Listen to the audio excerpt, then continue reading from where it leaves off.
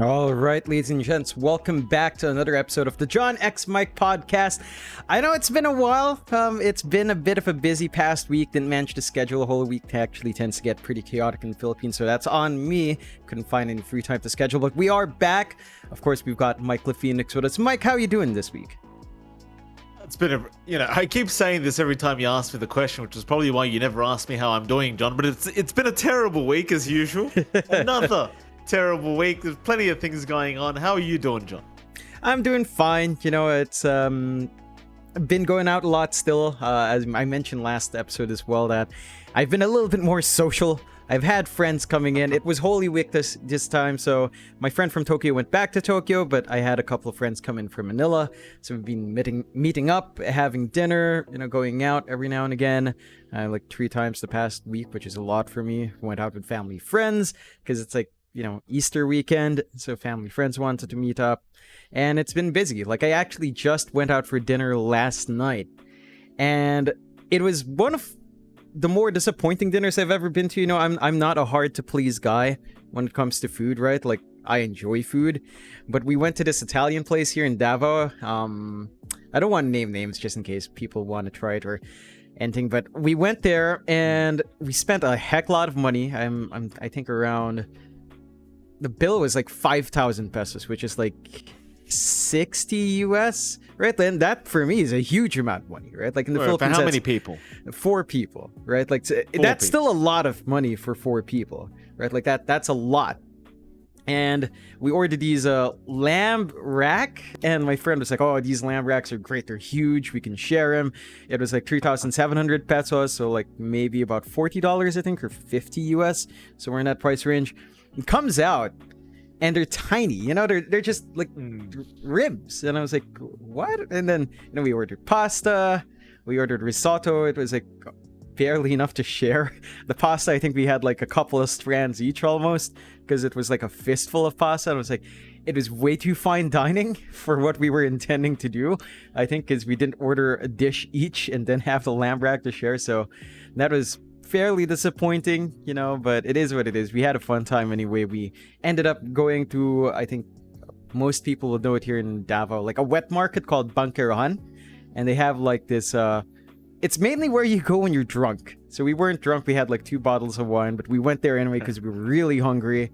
And we got some lechon kawali, which I think you tried, deep fried pork belly with some rice and some spicy soup that's local here called balbakwa. So compensated, but fine dining ain't for me, Mike. I like a little bang for my buck, unless it's like insanely amazing. So yeah, that was an experience at least.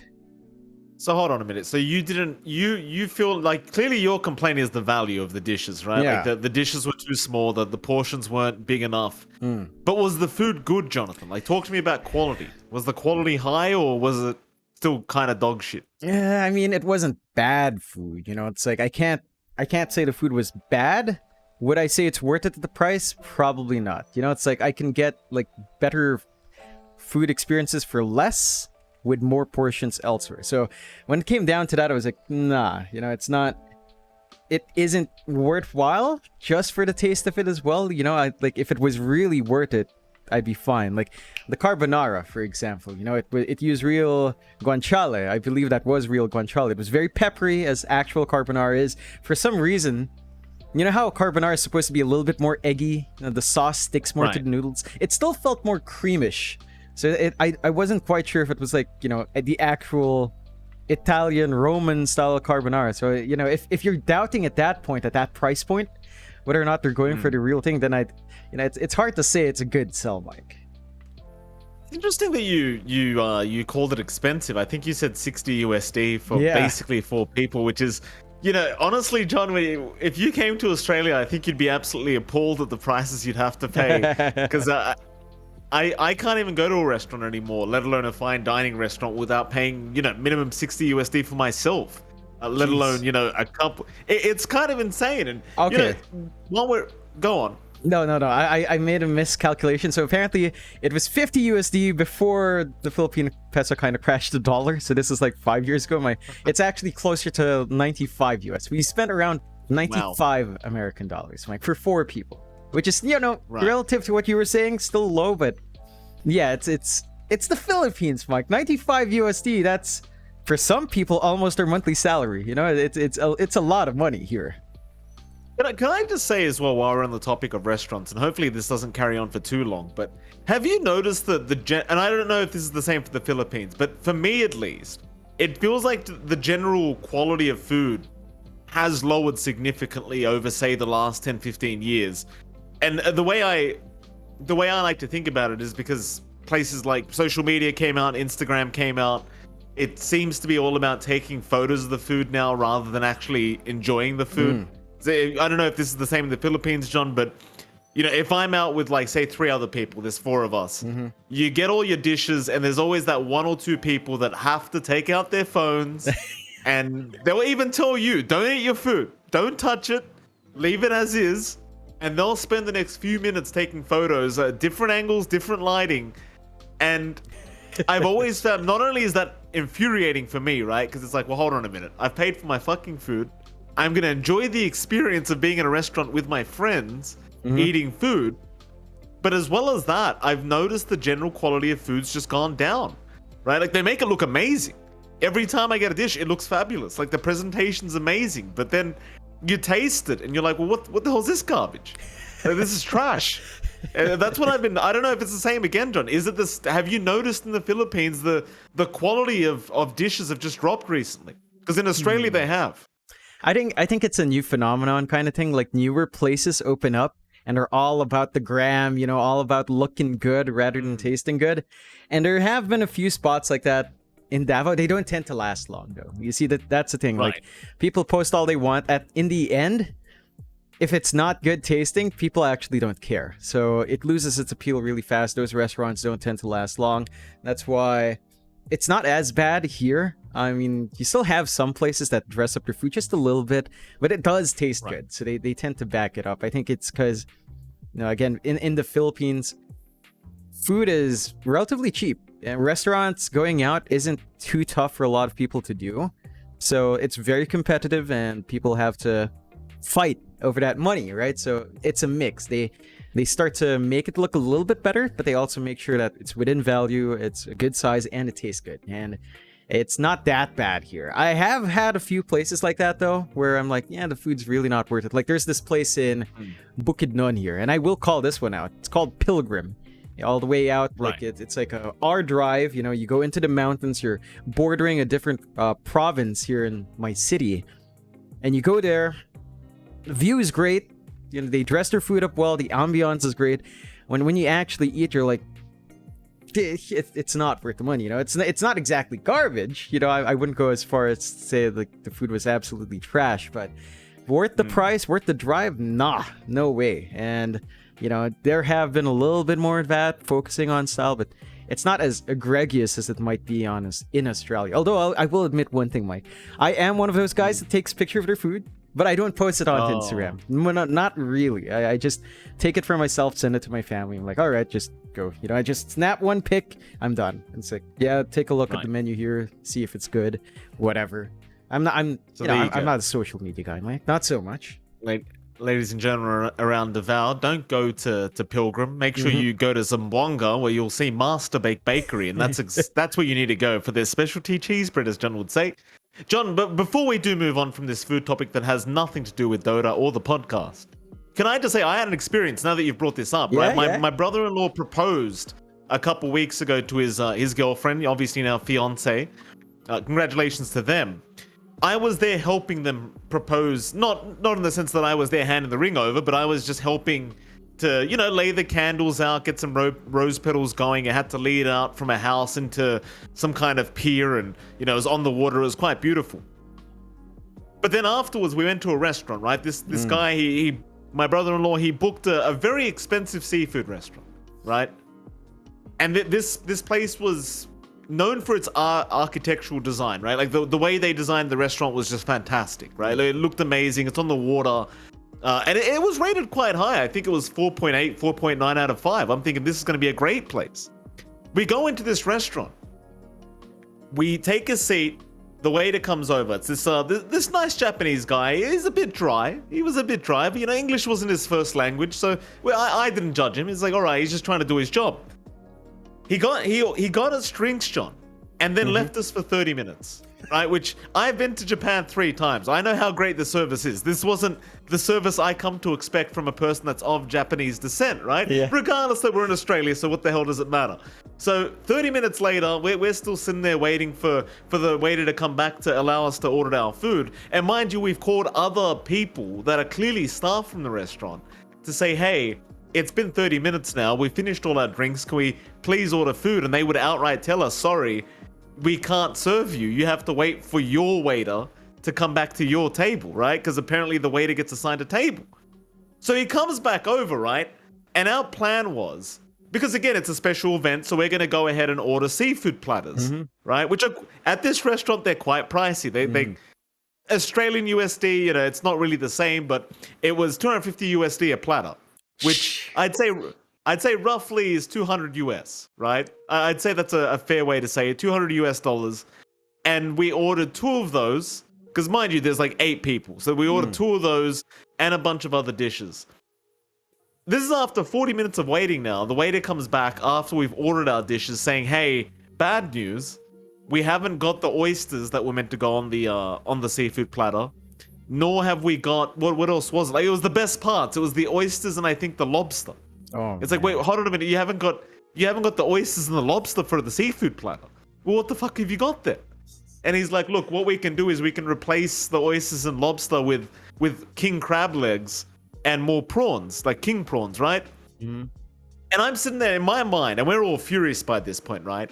In my mind, what annoyed me the most is these pieces of shit waited 40 minutes, made us order 2 rounds of drinks, and then after all of that garbage, come to us and tell us that the best parts of the seafood platter are now unavailable because apparently they're out of stock, which is kind of ironic considering we're at a seafood restaurant on the fucking water. They're out of fucking stock, right? And so we're just fucking furious. So we end up ordering said seafood platters anyway. And let me tell you, John, I've never tasted seafood worse than this. I mean, the king crab legs just taste like water, like literally water. The prawns were terrible. They had scallops on there. They were undercooked. I mean, I just couldn't believe it. And on top of that, they took like another hour to get the food out. I mean, at that point, I thought they were out catching the damn fish, John. I thought the guy, the Japanese bloke, he must have gone out with his fishing rod, start catching the damn thing, right? It took that damn long, and it was terrible. I think the bill, by the way, and mind you, I didn't end up paying for this again because I wasn't the man who proposed. The guy who proposed is going to pay for it, right? So, you know, I've ordered this terrible seafood platter. So is he. The poor guy ends up with a bill for like $800 at the end of the night at a restaurant that nobody enjoyed. And he outright was complaining about to the staff at the restaurant. And this poor bastard had to pay like $800 worth of a bill for food that we ended up getting Macca's after. That's how bad it was. We actually went to the McDonald's drive-thru and we all got like different meals because it was like, well, none of us are full because this seafood was dog shit. It was terrible. I just felt like I had to go on that rant for a second, John, because you just reminded me about when you mentioned your restaurant experience. It was just damn terrible. And the thing is, John, I've been to Southeast Asia, right? I've gone to Malaysia, I've gone to Vietnam, Singapore, whatever. Seafood's fucking delicious over there. Yeah. Right? Very fresh, huge, very flavorful, and very cheap. Right? That's the big difference between, say, a place like SEA countries and a place like Sydney. Is for a dozen oysters, you're gonna end up paying like $40, right? But I can go to Malaysia, go to a food market and get it for like 10. Yeah, and they're huge. And so it was really demoralizing to see that on this man's proposal date, we all had to eat this really, really terrible seafood. And it was terrible.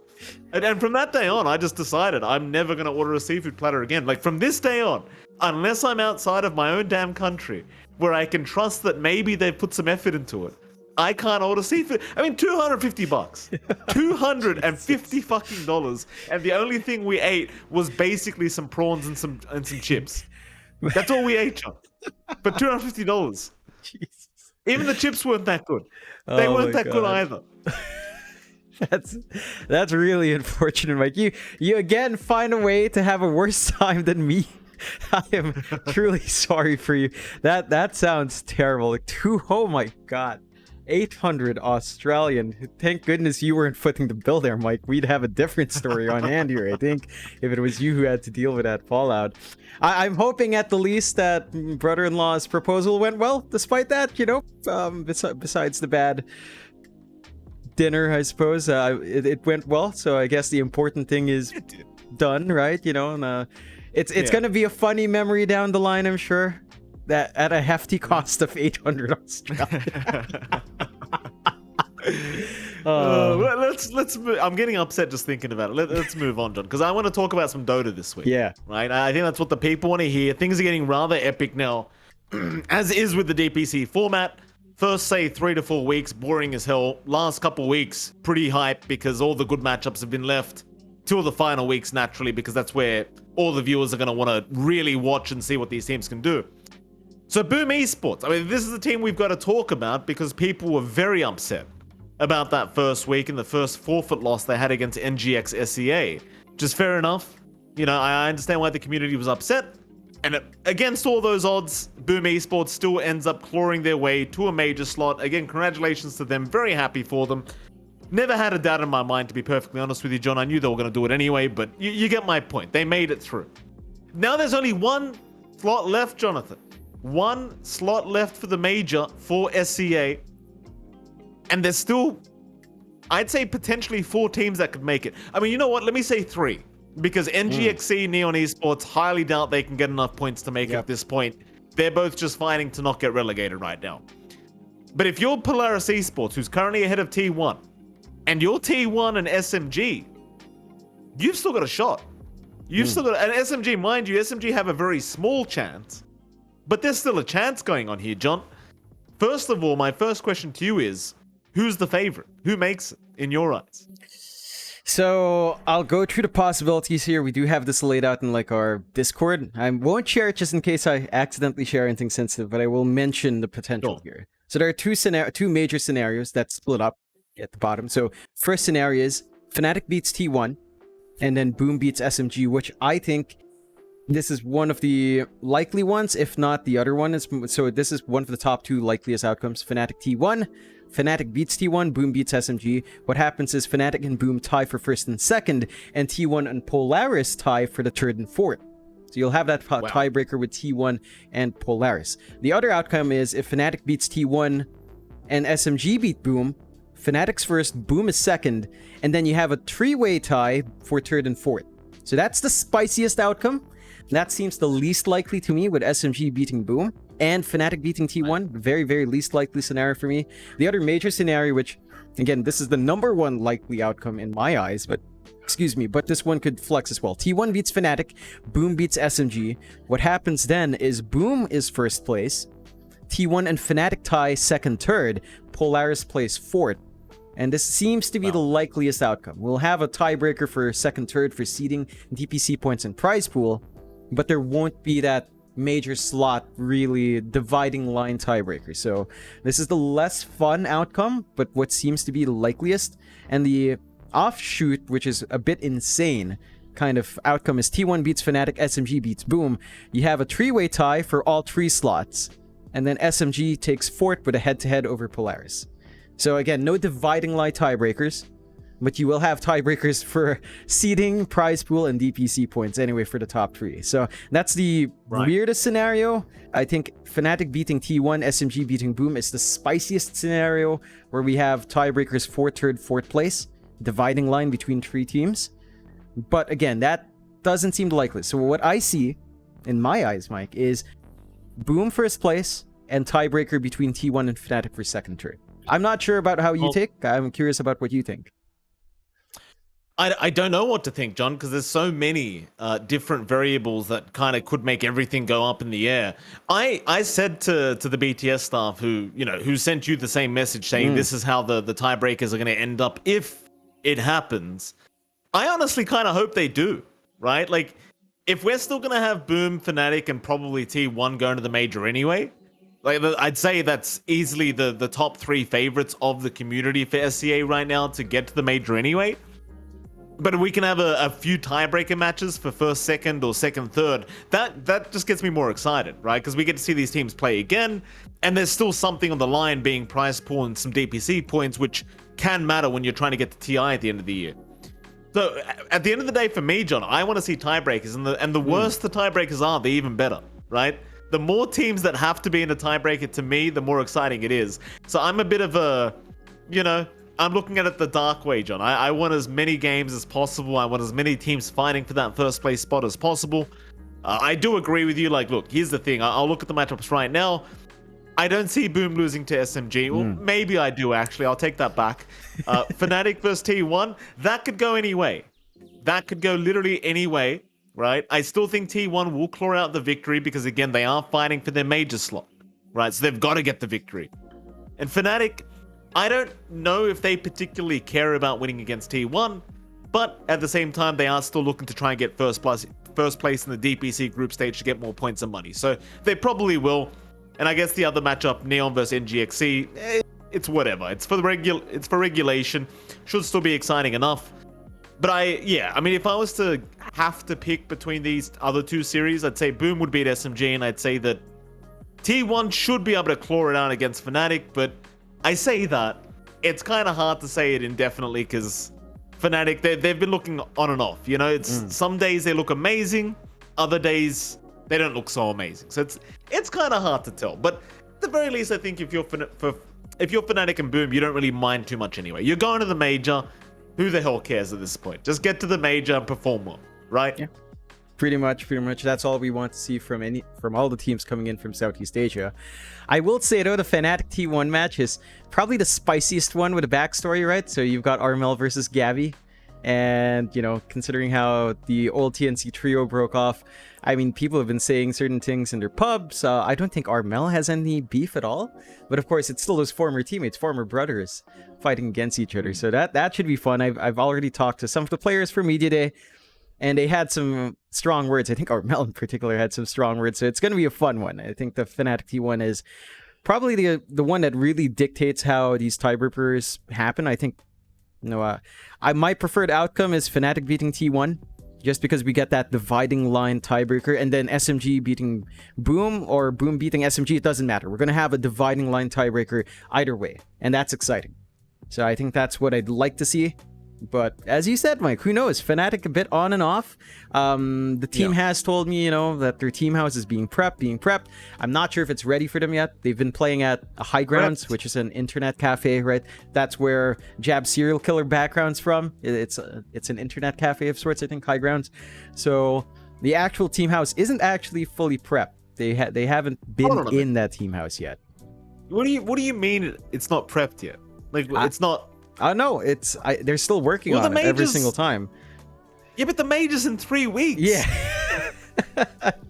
Look, I don't know. I don't know what's up with the team house. They have all their players here. They've been playing either from their apartments or, if they don't have any, they play in High Grounds. But the team house itself isn't completely done. And as far as I know, from what tertiary info I get. So I'm not sure why.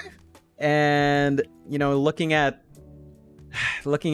teams' travel plans for the majors, because Fnatic Boom are locked in, so I've had words with them about how they intend to travel.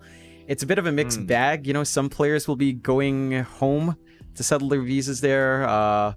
For the players with majority Filipino players, Fnatic, all 4 of them, they're just gonna apply together. Jabs will settle his in Thailand, where the main embassy is, I believe, for the region. Boom is an interesting case, because FBZ and Jackie, Indonesian and Laotian, I believe FBZ and Jackie are actually going back to Indonesia, which is funny because I asked Zach, I'm like, okay, but why is Jackie going to Indonesia? He's like, I don't know, so someone can help him there from Boom, not me. Zach's like, it's not my job. Send him to Gary. So they're getting kicked off to Gary to settle that stuff as well. But yeah, Fnatic... No team house just for any reason, and again, the spiciest outcome here, Mike, is Fnatic beating T1. Apologies about that digression for a bit there. Well, hold on a minute. I'm a little bit upset now. So there's a couple things you said that might upset me here. So first of all, Boom might have troubles with visas. Who knows? It's a classic SEA player thing. They're in SEA. you know, visas are hard to when you're going to Europe or NA or wherever. In this case, obviously Europe, but you know, visas might be a little bit challenging for Boom. I still can't believe Fnatic is still working on a game house though. Like, what's going on? How long does it take?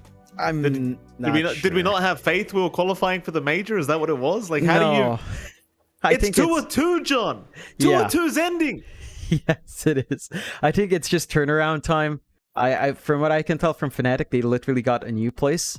You know, like literally new, unfurnished. Maybe they're renovating it as well. So they jumped on that a little bit later on as well in comparison to the timeline I've seen from some teams. So again, it's just a matter of turnaround time. And yeah, maybe we'll see them all together in a team house by 2 or 3. For now, we have to settle with high grounds, which is again why Jabs has a serial killer background, something from Silence of the Lambs or something. But yeah, I'm not sure what's up with that, Mike. I mean, T1, they just came in, right? Like after Tour 1, they were like, all right, we're gonna get a team house. They came in. Although, to be fair, I think T1 is using someone else's old team house, so the transition period was a lot easier. So, you know, it's different circumstances, I guess, there, Mike. It's a little bit demoralizing, though, right? Because we brought this up last week, and I really don't want to repeat myself, because I said that we were going to be as supportive as possible, as we are with all the SEA teams that go into majors and lands and whatever. But I'm already getting a little bit nervous, because they're not in a team house, right? They're not together, and now chances are they're going to have to be split up to try and get ready to be able to go to Stockholm.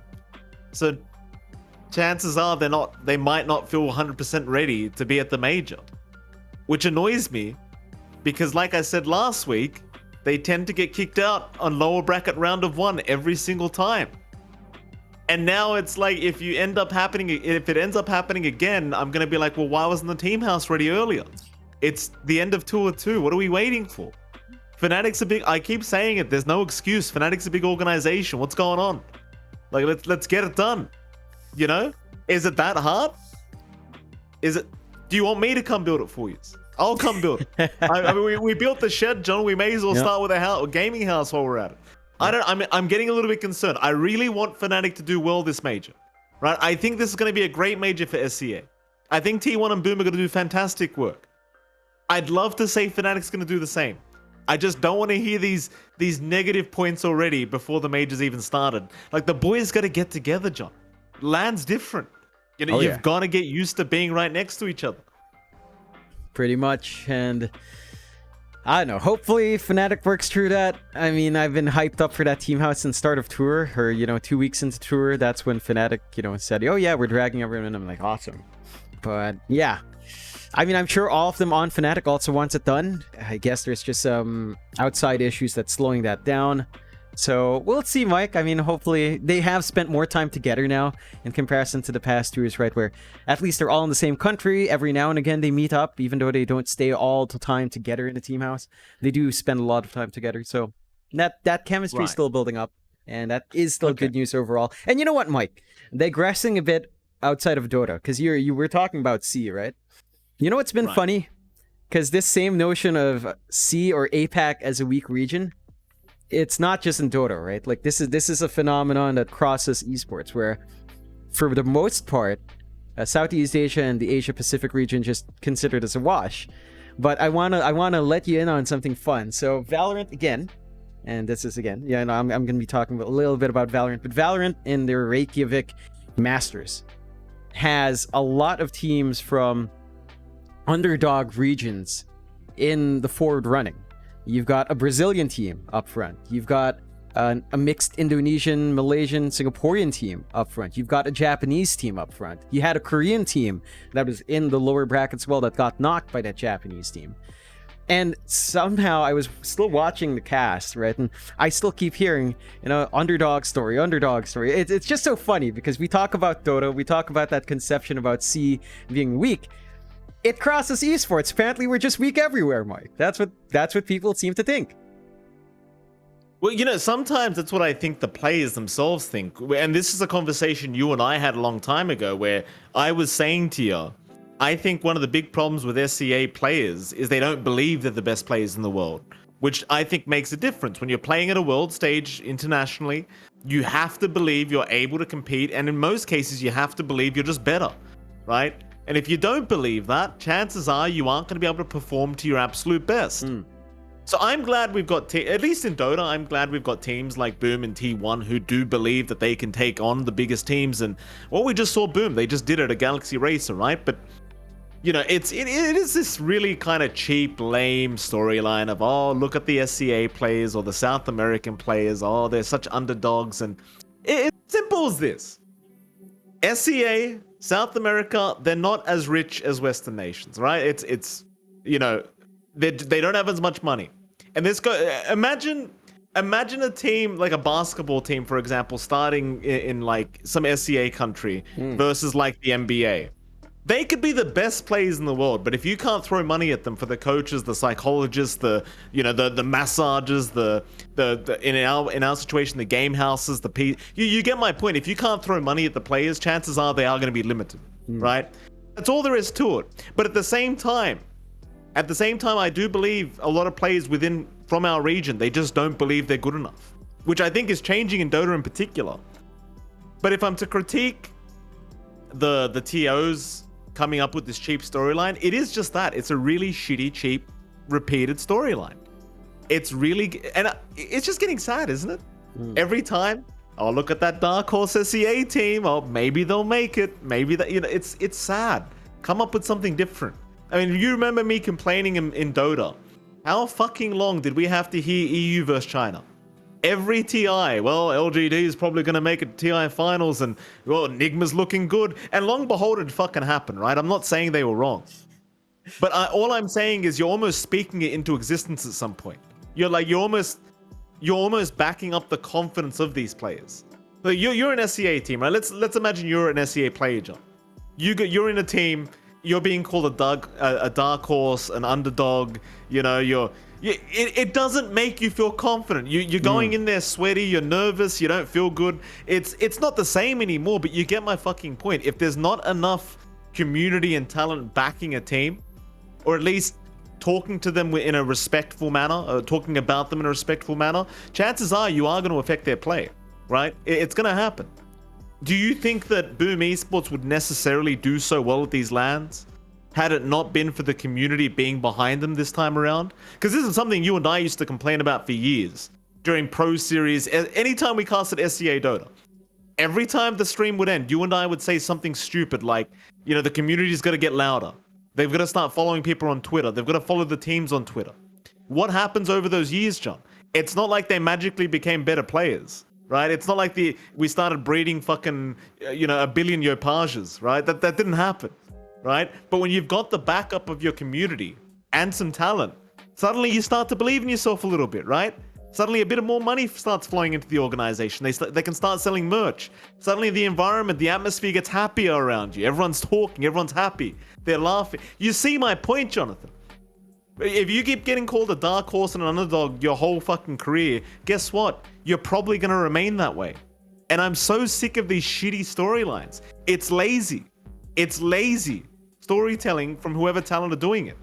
And, Valorant, whatever. It's a shit game. We've talked about this so many times. Trash game. They've copied another Valve title. Yes. Surprise, surprise. Yep. Right?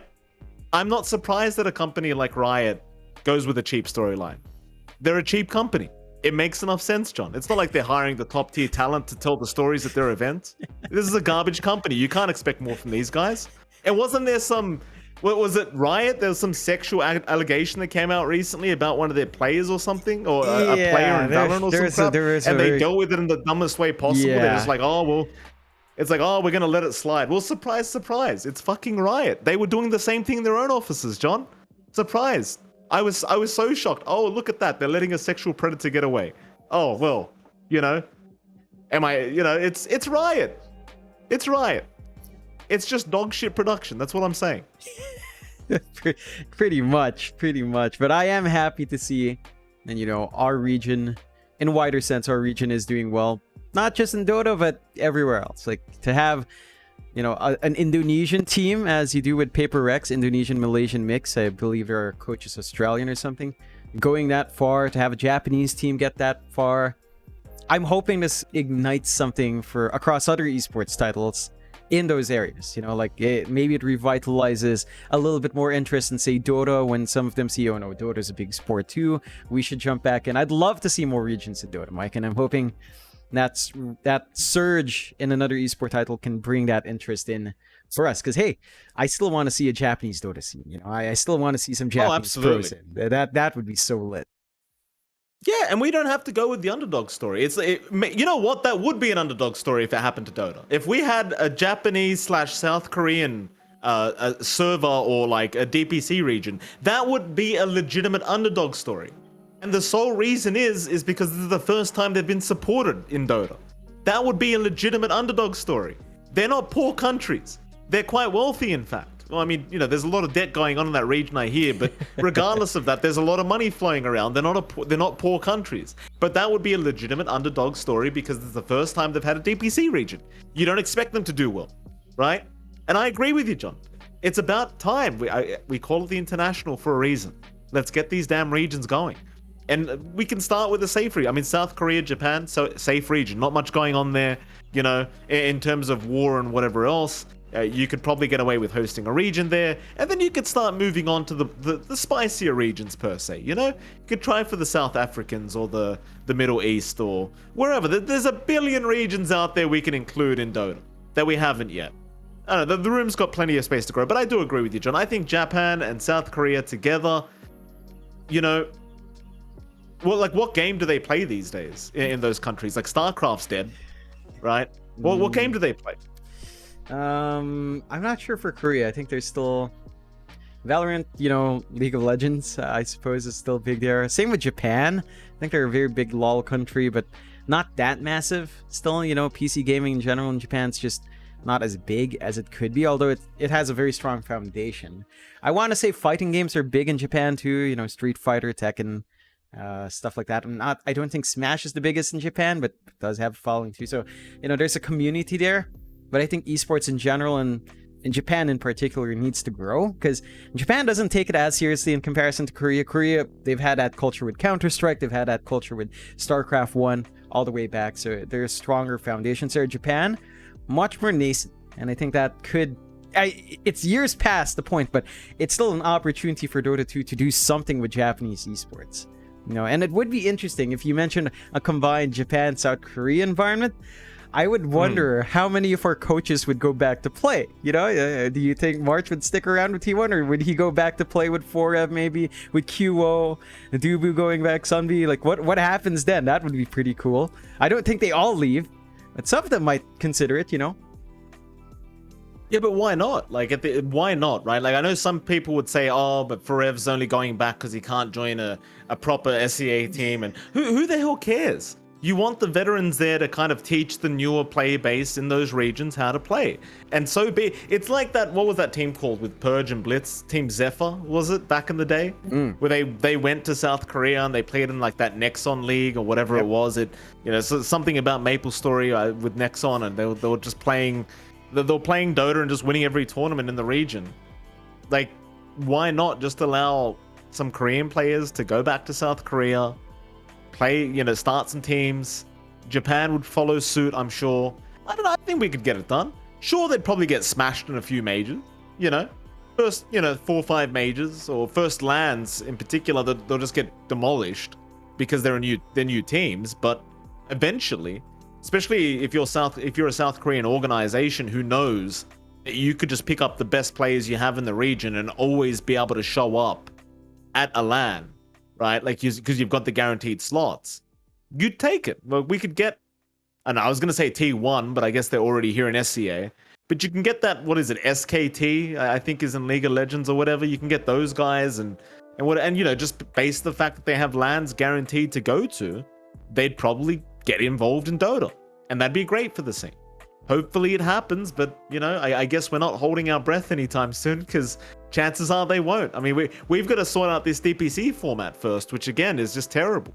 Hopefully it gets resolved sooner rather than later, because it's just not very good.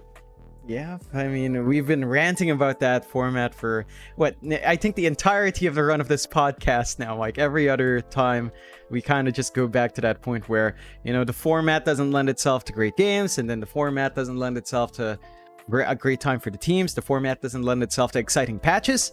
Because again, you have 6 weeks, and then you have, 2 weeks, and then major. There's no room for a major game-breaking patch until at least post-TI or pre-TI, right? So the DPC format has had big repercussive waves across the game, not just in pro play. It's affecting our patch cycle too, I have to say, because that's the only reason I think we haven't seen a big economy patch, right? Like, Mike, because there's not enough time to properly break the game, adjust it for pro play, and then have a fixed patch by that. So the format just doesn't allow that creativity in patches, and we need to see that change. But again, Mike, we're gonna have to wait after Tour 3, after TI for any changes. So hopefully by next year we have something else. Yeah, and shout out to the people that correct me in chat. Apparently T1 is SKT. I don't know. I don't follow these I don't follow SKT. I don't watch League of Legends. I think I've made this I watched one or two esports matches for League, and this was, geez, it was a long time ago. We're talking when Dota 2 first came out, and I was just so bored. I mean, I knew what was going on. I was just so bored with the games. I just couldn't do it. Like, we're waiting 40 minutes for 10 kills. Like, get the fuck out of here. Move on. Let's go watch some Dota 2. You know? So I don't know these teams. Thank you for correcting me, ladies and gentlemen. Moving on, though, Jonathan. And I had a topic, but now I've completely forgotten it because I went on my mini rant again. Give me 1 second. I've got it in the back of my mind right now.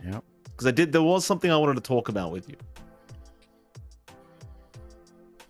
No, I've completely forgotten, John. Go on. You come up with something. It happens. Yeah, like, I don't know. Like, what has been going on, Mike? I think we could talk a little bit about Div 2. We already have our promo tease. So, RSG, my boys in Talon coming up to Div 1, Mike.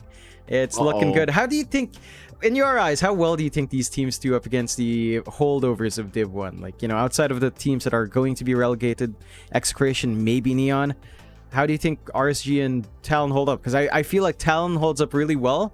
I think RSG will as well, although RSG for me is, they're doing great. They beat Talon.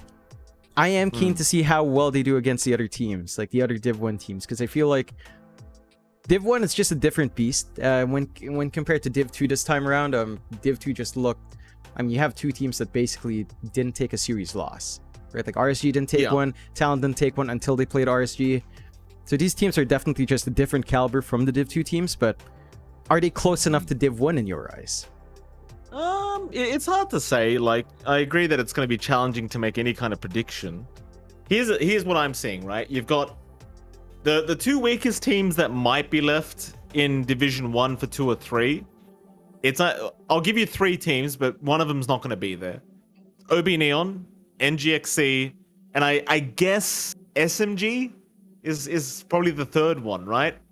So when I think of RSG versus those teams, right? Like if I saw RSG versus Neon or NGXC, I could see them beating them. Like just based off the way they've been playing, they're just too dominant.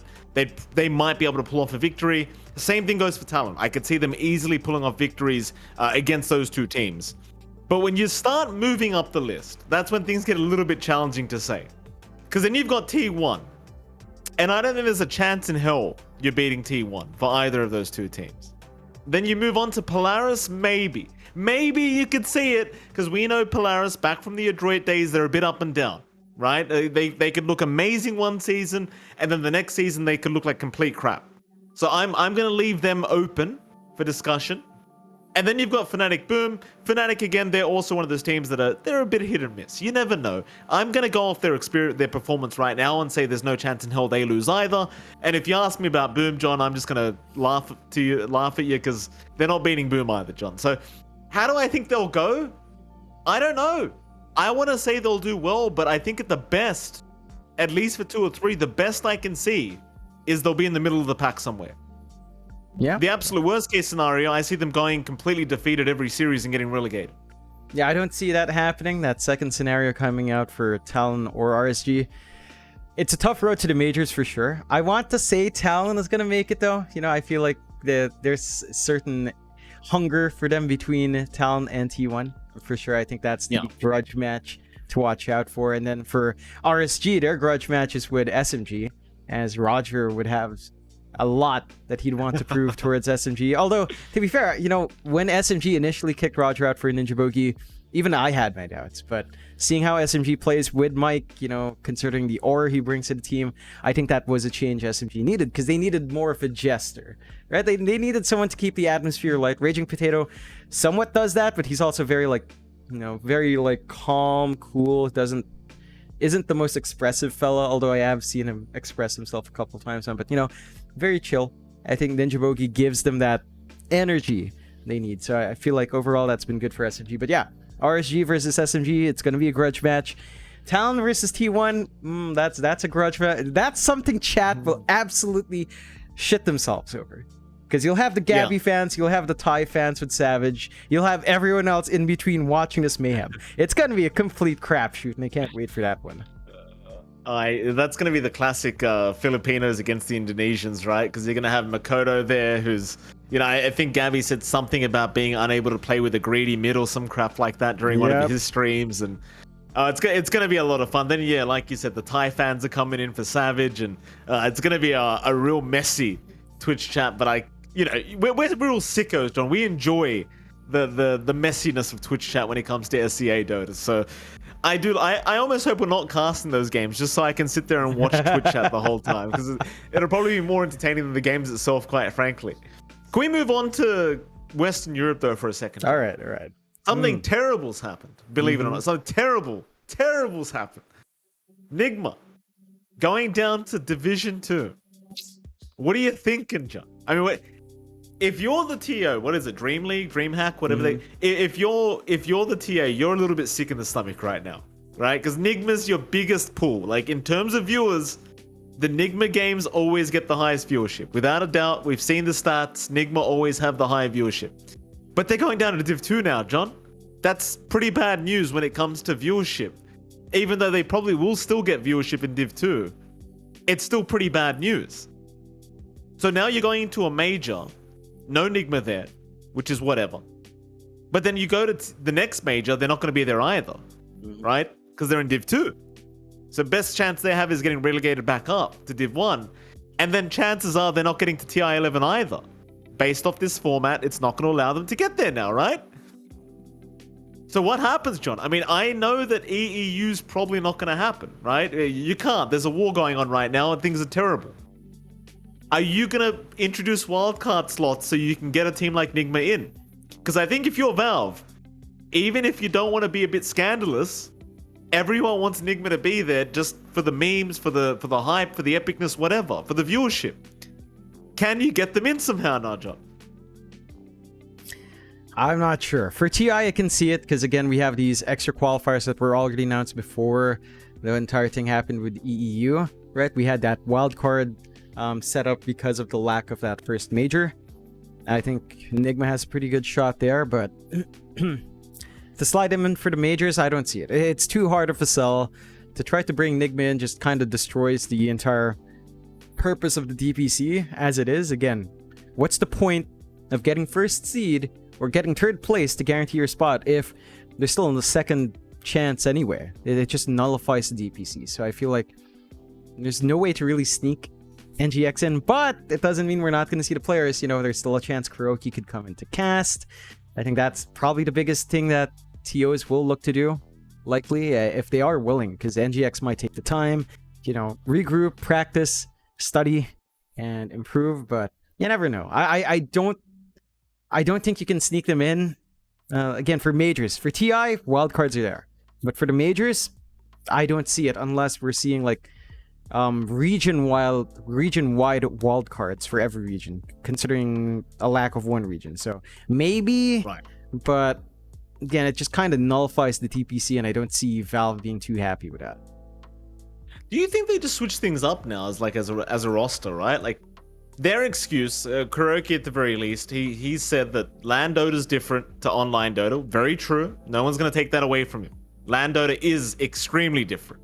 Enigma are one of the strongest LAN teams there is, just purely based off how much experience they've had. And again, the stats are there to prove it. They've won a lot of tournaments, right? They've won a lot of LANs, or they tend to be in the upper echelon when it comes to rankings, when it comes to LANs. But at the same time, You can't not perform on online games and then make that statement, right? Because at the end of the day, if your only strength is LANs, well, you're never going to get one with the way things are during this pandemic. Do they change rosters, John? I mean, I already hear a lot of people saying ILTW needs to leave. I don't know if I believe that. I don't know if it's the ILTW problem. Is it a Kuroki problem, perhaps? Because a lot of people have been saying he tends to not pub very much. He tends to not play that much anymore. He just kind of relies on his own experience and whatever else he has. But that's not good enough. That's just not good enough. What needs to change about Nigma to get them back to that upper echelon of EU? I think it's a rut. I think they've got to change something. I don't know where to pin the blame, really. It feels like this is one of those cases where it feels like the entire team just hasn't been up to par. And I'm not sure. It feels like a very big mental thing. You know, the fact that, you're just wanting to play LAN Dota, you're not happy with online Dota, or it just feels too different. That's a mental barrier. You know, that's you setting up this kind of dividing line between how the games feel. Because let's look at Boom. They've always played online until Dubai, right? They played online until Dubai. They dominate online. The transitions well onto LAN. It's all Dota for them, right? And I think that's the mindset you need to have as a team. Maybe some of that hunger is missing from the NGX, because they've been around for a long time. The hunger is still there, but it's one of those things again where that hunger lies in winning a TI. For someone like Kuroki, right. He wants a second TI. You know, they want their second TI, and it just means the majors aren't as important. And that's a mental thing. You know, you have to make it important for you. You have to be motivated. And if you're not, I think we've just seen how close, just looking at Southeast Asia, how close these teams are. Everyone seems to say it's all about just being the better team. And, it's never about individual play anymore. And a lot factors into that as a team. Your motivation as a team, your hunger, your coordination. And again, all of that's very mental for NGX. So they've got to overcome that hurdle. And what it'll take to get that done, I don't know, Mike. Maybe a major roster change, having some younger, hungrier players in to spread that sort of want around the rest of the team could be one way, but I'm not sure where you start changing. You look at a team like OG, for example, right? Like it seemed like Notel and Seb kind of accepted the fact that they didn't have the passion to play anymore. They'd rather be out there coaching and raising the newer generation and whatever else. And they just left. And now OG, after a few rocky bumps in the road, they've got a team that have qualified to the major. They didn't come first in the DPC, but regardless, they're going to the major along with of Gaming Gladiators and Team Liquid. And I'm kind of thinking, do NGX just do the same thing now for their European division? Because you've got some big sponsors there too, John. I mean, they've got Etihad Airways sponsoring their team. That's not a small sponsor, right? Like you can't not go to LANs and show off these sponsors. You've got to provide the results for them to stick around.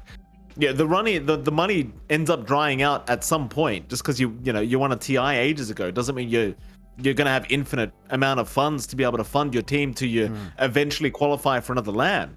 Is it just time to, maybe keep players like GH, who's at the top of the EU leaderboards right now? Maybe keep Miracle, maybe keep Mind Control. But is it time to add some new faces, some new blood to the team, perhaps? I think so. I think that's the way to go. I'm not sure. I feel like Kuroki is the kind of guy who's still hungry for it. Just like Puppy is. Puppy's still very hungry as a player, as a captain. I think Kuroki can still be that hungry, but it's not showing. And I don't know if it's time for him to consider that different role transition as Seb and No-Tail has, but I feel like he can still play, but he has to bring that out from himself, and I'm sure he understands that, I'm sure he understands it. So I don't want to say that Kuro has to sit down, but he has to find that passion again, Mike. They've got to, because especially from Kuro's position as like your captain, your drafter, your head of the team, heart of the team, if he's not motivated, that spreads. Right? And I'm not saying he isn't, but it does feel that way from the outside looking in, right? Like it does look like NGX is just lacking that passion, and that stems from the center, the foundation. Your heart has to be healthy to have a great team. right? So yeah, I don't know. I don't know what it'll take. Maybe this is a wake up call for them going to Div 2. That could be it. That could reignite that passion just from sheer, anger at that situation, and maybe they come out stronger because of that. Well, I love the fact that the last matchup that Secret had, because Secret currently on the in 4th place of the EU DPC, tied with Tundra, and they had their last series against Nigma, in which they lost to Nigma, and so now chances are Secret aren't going to go to the major either because they don't have any series left. And what Tundra does, John, they've got one more against Brain, which they're probably going to end up winning, and that should allow them to qualify to the majors. That means Team Secret's probably not going to be there either at the second major, which, again, it's probably going to annoy some people that these bigger names aren't there anymore, but it is what it is. The format is how it is, and it's just kind of... it's still the best teams getting to the major. That's the thing. Yep. I don't think Secret and Enigma can say they're the best teams in EU. Nope. Far from it at the moment. But it still sucks if you're a tournament organizer and a viewer and a fan that just wants to watch the big teams go at it in these El Clasico matchups. It just, it sucks. So, there you go.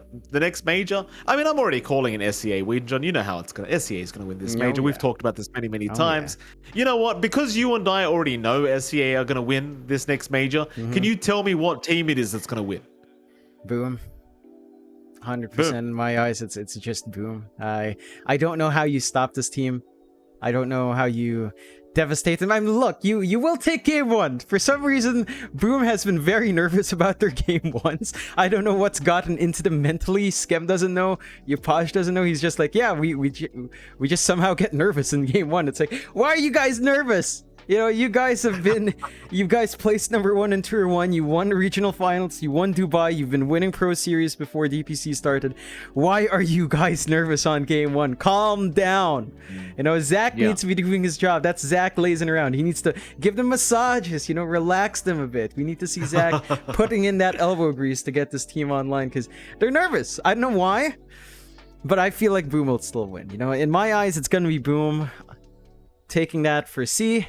I can see T1 being 3rd place, Fnatic being 5th to 6th. I think that's the layering I expect from coming out. Of course, you could rearrange that as long as all the same placings are there for C teams, like say T1's first, Boom's 3rd place, and Fnatic's 5th to 6th, or whatever order you have.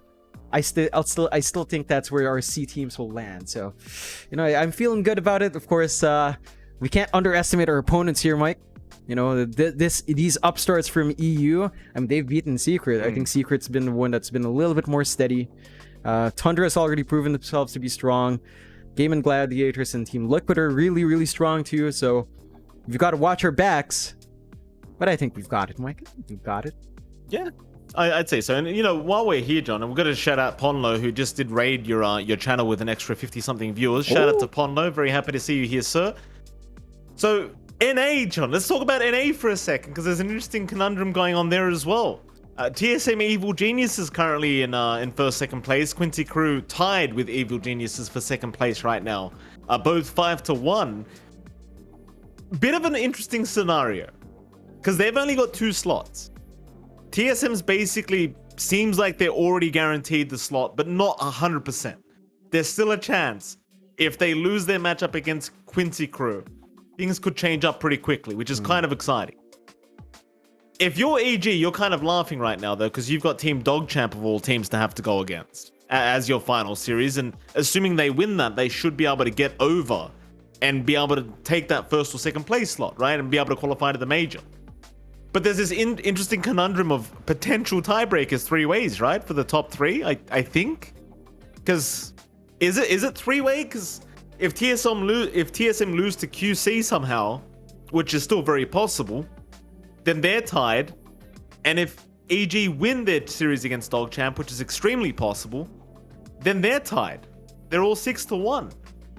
So there's a rather interesting conundrum going on there in NA. And while we're on the topic of NA, do they need more slots now, John? It seems like the region's getting more competitive, right? It does seem that way. Do they need an extra slot? I'd like to say yes. Again, this goes back to the points I made when EG lost their steam a little bit, right? Like it feels like they've been on a bit of a slump. Tour 1 was a bit up and down for them, especially at the start with this new lineup. I think that just gave so much more confidence to the rest of NA teams that, you know, it's not like, it's like C before. Remember when Fnatic and Mineski were the dominant teams and it just felt like everyone else was like, all right, we're playing against them, we've already lost, right? Like they just basically give up.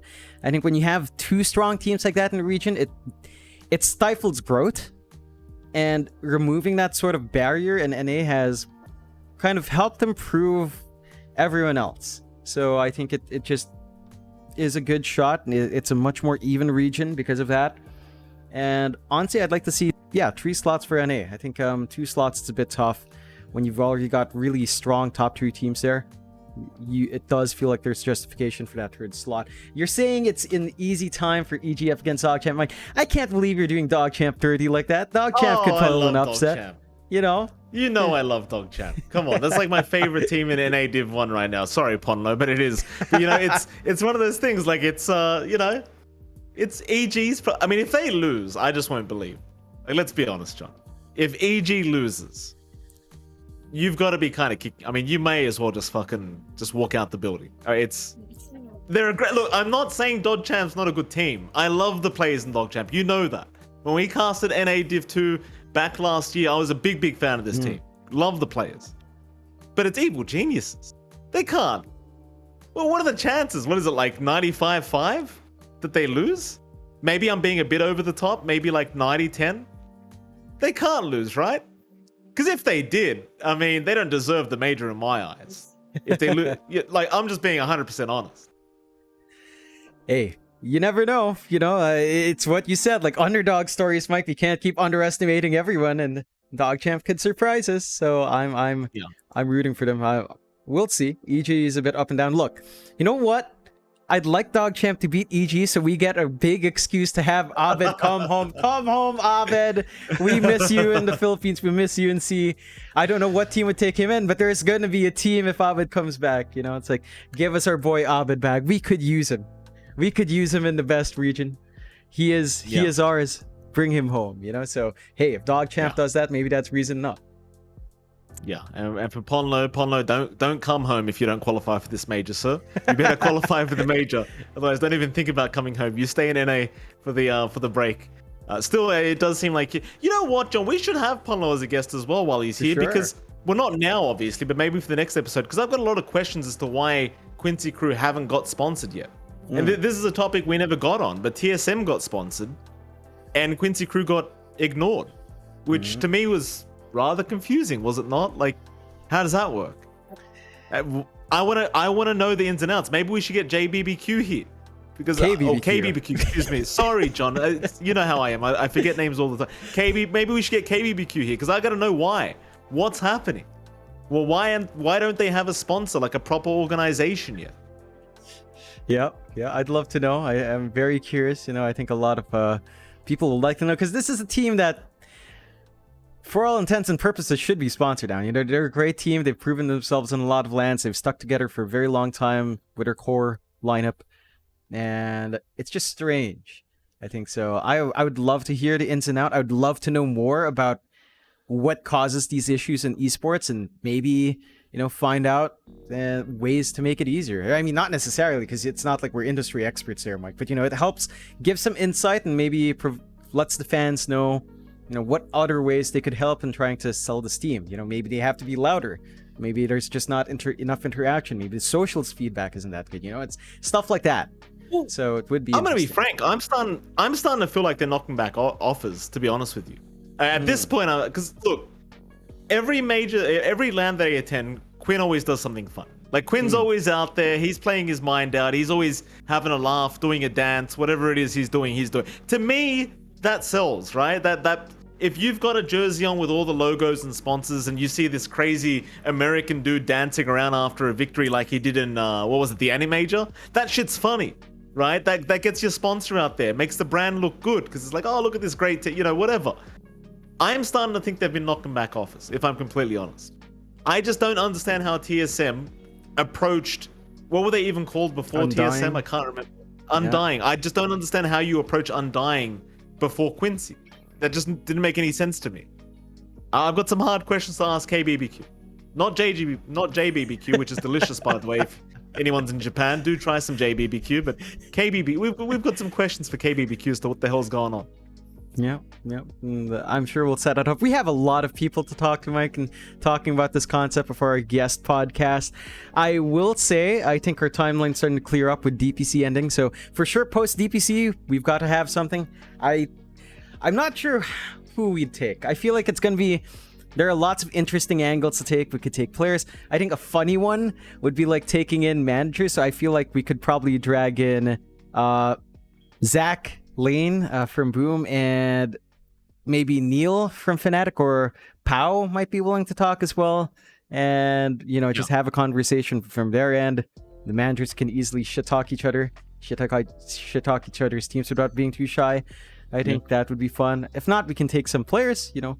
Although getting players cross team is a bit more hard, but I think it should be fun. We could start. So we will have our guest podcast, and that should be, again, a lot easier to pull off with DPC cleaned up. We're gonna have a lot more free time. Although thinking about that, Mike, we don't have that much free time, considering certain other things are coming out as well. I'm like, oh my god, really? I mean, it's exciting. Don't get me wrong. It's just that we don't have as much time as I think we do, so we'll try to work that out. Here's the thing, John. We should invite some guests for the next podcast. I think the next one we do should have a guest 100%. Without a doubt, we're going to have somebody on that everyone wants to hear about. Now, everyone knows the story with VT Fader, right? We couldn't get the man on. Don't know why. I'm assuming, you know, maybe there's a bit of guilt or something. I don't know. Couldn't get the man on. I know Gary and Zach already said, yeah, we'll jump on and have a chat. I've been meaning to tell off Gary on air anyway, so I'd like to have Gary on here if we could. I guess we could just do that. Let's just get started. Let's just, you know, before the major, we may as well try to do a few, you know, few third-party interviews to have a chat with the players that are going to the major. At least from our region, we can get their thoughts on it, and, you know, hopefully, unlike an interview after their games when they have, you know, only one-word answers, maybe they'll actually sit here and talk to us and tell us how they really feel. Because all I ever hear is, yeah, we're confident. Yeah, we think we'll do okay. Like, yeah, look, I want to hear a bit more than that. Tell me about the chemistry. Tell me about what happens after a game. What's the comms like? You know, why are we kicking Jackie this time? You know, I need to know these answers. You know? It's just tradition at this point, Mike. You go to a major, you kick Jackie. You saw Skem, right? I saw you repost Skem's thing. Thank you, Jackie, for carrying me. It's like, oh, Jackie gets flashbacks from that image. My God, that was a terrible time. That was something else. That was like the first season of the DPC Rail. Absolute first season, first major. That was something for Jackie, but he's in good hands now. And yeah, I would love to talk to all of them. I'm hoping they take the time. You know, they're not too busy because, again, talking to the teams, passports, filthy. They're telling me it's actually not too bad, but it's the turnaround time, and that's going to be stressful. So we'll see. Sorry to interrupt you, John. Could we possibly, before the major even begins, what do you think the chances are with our schedule right now? And again, we can't really talk about what we're doing, but we are quite busy at the moment. What's the chances we can get the 3 SEA teams that do qualify to, or at least management? Like maybe we can get a manager or a coach, or, you know, if a player's up for it, we can get a player. But do you think the chances of us being able to get all 3 teams before the major starts is possible? Because I feel like it's something that people would want to listen to. Like they'd actually be interested. I'd say, from my end, I think it's very doable. Talking to Zach, all the managers are friends with each other for the most part. Right? Like Zach, Brando, Doms, and Neil, Pau, they're all friends. They're on friendly terms. So I think something with them should be easy. Maybe getting the players might be tougher, but considering that we're technically not a sponsored stream, so there's no sponsor conflicts. We're just a neutral, like, third-party, small-time stream podcast. It should be easier to get players in. So I don't think it's too hard, especially if we're talking about Fnatic Boom T1. That should be pretty doable. It just, again, depends on whether or not the players want to do it. That's a different story, Mike. You know, so, you know, people can be hesitant to come on, even on a friendly topic. So convincing them to come on and overcome their shyness is another. I think I could probably drag Chapoy at the very least. Chapoy or Tim's are probably the easiest ones to pull from Boom. Scam would probably be busy with his dog. Not Jackie. Not his dog, Jack. But his actual dog, his husky, he misses him. But we could probably go try. I think it's definitely doable. And it should be fun. Like, even if it's just the managers, hearing all of them talk shit about each other should be fun. Because, they're like, oh, we're the better team. You guys suck. And then they're saying it as friends, it should be pretty good. I'd love that. So, well, let's do it. Yeah, for sure. All right. We'll make the promise right here and now to the viewers that are tuning in. Next episode, without a doubt, we'll have a guest on. And we're going to try and make it from one of these top 3 teams that are going to a major in SCA. That's what we're going to do. We're going to find a coach, player, whatever. We're going to find somebody from the team that knows what they're talking about. We'll bring him in. We'll have a chat like we've done here today, and we'll just talk some shit. We'll try to get some insider info on what these teams are doing and how they think they'll actually go at the major. Because I am getting really tired of hearing the same answers of we're confident. It's like, I don't care if you're confident. I'm confident too, but you don't see me at the majors, right? So it's like I need to hear a bit more. I need to hear a bit more from these guys. I want to know the ins and outs. I want to know the clockwork of the players. So, we'll make it happen, John. What team do you think we can get first? Like, do you think Boom's just a lock because Gary and Zach already kind of said yes last time when we asked them? Yeah, I think. I guess we could just get them straight away. Pretty much, I think we could. If not the players, then we can at least talk to Zach, talk to Gary, and I think that would be an interesting one to drag Nina in, so he can finally have all of them talk about what happened with NGX, because Nina is very still, Nina, he's a very Mauled-centric person. He's still maulding about that. I'm sure having that discussion would be fun. For anyone that's unaware, that hasn't been tuning into the previous episodes, basically what's happened is our admin, Mr. Nino, the as we like to call him, the number 2, he's come in. He's quite upset because the first week NGX won against Boom Esports by forfeit. He wants to come and explain why that happened, because he was in the back end of BTS and he can kind of lay out exactly why they were forced to forfeit. But at the end of the day, it doesn't really matter now anyway, because they've already Boom's already going. Yep. So sadly for Nino, if he is listening, my apologies, Nino, but sadly it doesn't really matter anymore. So his his 10 minutes that we're going to give him on the podcast of light, it's gone, John. His stardom's gone. Pretty much. It's pointless. That's why he's number 2, Mike. We're not quick enough in the uptake for him because he's number 2. Dougie, if he had something spicy, he'd be straight in. Number 1 admin perks right there. It is what it is, though. We'll have him along next time. But yeah, we should at least have Mr. Gary Onko and Isaac Alfon himself on the podcast, if not any player. I would love to have them and the player. I think that would be the ideal. Like 2 of them plus maybe Yopaj would be fun, or Tim's or Scam or FBZ even, or Jackie. I don't know what Jackie would say. Jackie's an interesting fellow because he looks nice, he looks calm, and then you look at the behind the scenes, he's just cursing all the time in Indonesian, cursing all the time in Filipino. Like, all right, Jackie, you don't want to speak too much in English, but when you speak other languages, you're just cursing everyone off. Good to hear. So could be a good time. But yeah, I think we'll have Boom is definitely going to be probably easiest to talk to, and I think we can lock that in. Of course, down the line, outside of teams going to the majors, we can talk to Talon, of course. Yeah, Talon should be not too hard to talk to, although I believe all those boys are going home post DPC to rest, so might not be as smooth going to organize like more than one, but should still be very feasible there, Mike.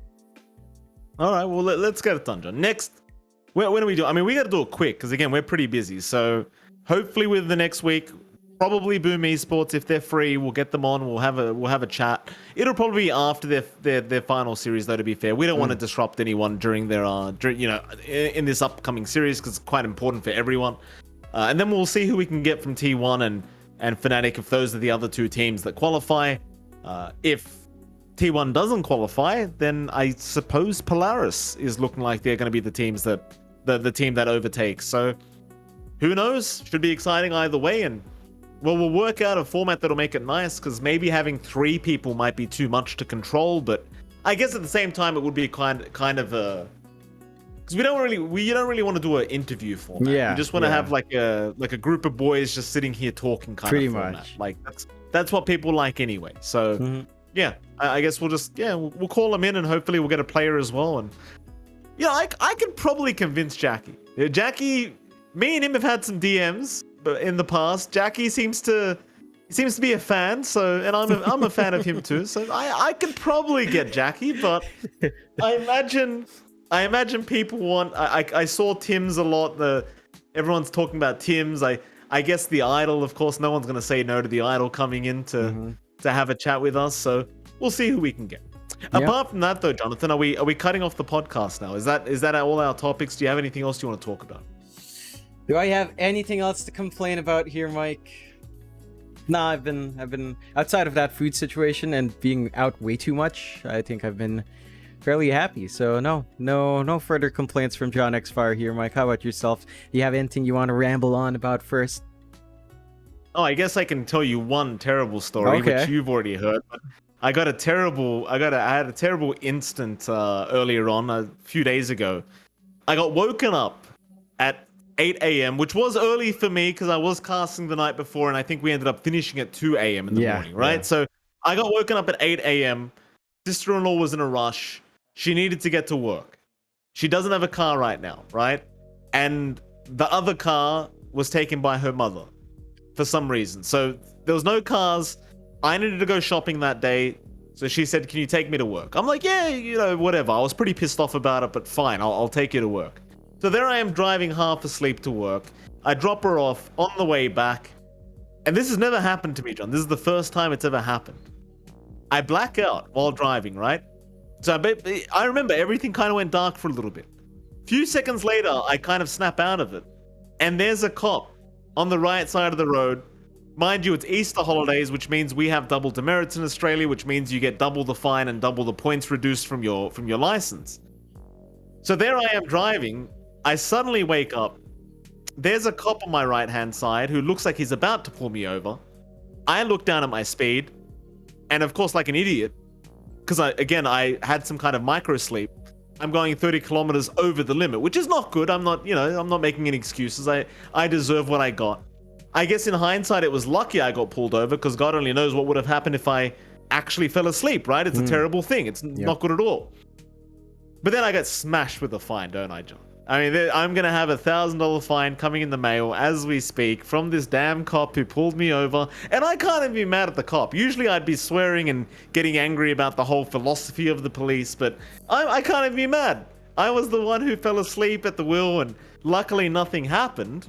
And again, if you are tired, don't drive like me because I'm an idiot, right? But that was my experience this week, John. Let me tell you, I haven't forgotten about it because it just sucks knowing that I'm going to get a little envelope in the mail within the next few weeks telling me that I owe the government something like $1,000 because my sister-in-law couldn't tell me in time, like a day prior, for example, that she had work so that I could go do my shopping before she had to borrow my car. That was my week, John. It's a rather depressing story. There's no funny side to it. The don't speed, don't drive while you're tired. It was a shit scenario though, John, and it put a real kind of crappy end to my week, let me tell you. It wasn't fun at all. Yeah, I mean, $1,000 fine is not fun at any time of the year, Mike. Hopefully that sorts itself out, We still have to get you going on your stream, so it looks like instead of a fundraiser for a new PC, it's gonna have to go to that fine first, which is unfortunate, but it is what it is, Mike. No one's paying for the fine. I'm a man. I'll pay for my own damn fines. It was my mistake. And speaking of, you know what? You just remind me, John. Speaking of the stream, because I have noticed people keep asking me when we're casting why I haven't streamed yet. I have the graphics card installed. That's not the problem. The problem is Dota's taking too much processing power. So is OBS, which is the streaming software we use. I'm just going to end up building a whole new PC with the GPU that I was gifted to by Slayer85, right? So I'm waiting to move out of this damn property first because there's a lot of mold growing around me because it's been raining nonstop and I have no way to clean it. And I'd rather just move to a different property where I'm comfortable and I have my own office rather than casting from a shed. And that way I won't get super annoyed because my new PC blows up on me, within a week because there's water getting into it, right? But it sucks because I do want to stream. and obviously, you know, people are waiting for me to turn on the mold streams again, it's going to be a bit of time. But long behold, I am currently looking at properties as we speak. So hopefully it won't be too long till I'm back into my own property and we can get the stream going, and, you know, whatever happens from there happens, right? But people seem to enjoy me getting angry during games. So yeah, hopefully soon, ladies and gentlemen. I keep saying soon. I don't have a time. It's probably going to be like another month, but hopefully soon. Yeah, that's all I have to say. Hopefully so, Mike. We all want to watch it. I miss watching you. Maul gives me a little bit of spark of joy, and yeah, it makes me happy. So hopefully we see that soon.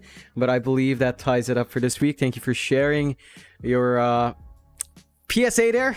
Do not drive while sleepy, or you will end up like Mike. Get your sleep. Get your proper 8 hours of sleep that me and Mike have not been getting, for a fact. I know both of us have been struggling with that one. But get your sleep. Live properly, live healthily. I'm going to stop recording in a bit, and we'll talk a little bit afterwards. But thanks for tuning in. Remember, this podcast is going to be on YouTube and Spotify. I'll be able to pop them up there. You can check the old episodes up there as well. But that's going to be it for now. It is John Xmike here and MLP Dodo. We'll catch you all next week for that guest podcast and our usual sketches. Ta-da. Bye-bye.